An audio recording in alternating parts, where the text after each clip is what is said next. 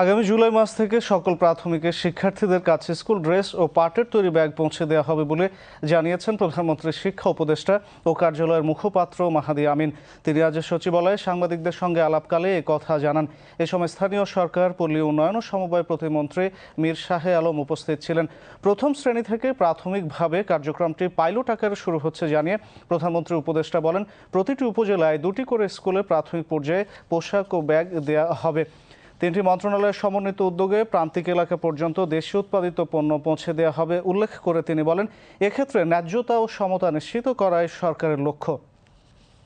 আমাদের একটা সিদ্ধান্ত হয়েছে, প্রাথমিক ও গণশিক্ষা মন্ত্রণালয়, বস্ত্র এবং পাট মন্ত্রণালয় এবং স্থানীয় সরকার মন্ত্রণালয়ের 3 মন্ত্রণালয়ের সম্মিলিত উদ্যোগে আমরা ইনশাল্লাহ জুলাই মাস থেকে দেশীয় পণ্য আমাদের কোমলমতি শিক্ষার্থীদের কাছে পৌঁছে দেওয়ার লক্ষ্যে দেশব্যাপী পর্যায়ক্রমে পাটজাত ব্যাগ এবং স্কুল ড্রেস পৌঁছে দিব।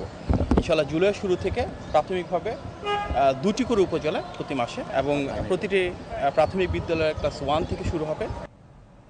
এ সময় স্থানীয় সরকার, পল্লী উন্নয়ন ও সমবায় প্রতিমন্ত্রী মীর শাহে আলম বলেন, সকল প্রাথমিক স্কুলে এই রকম পোশাক হবে।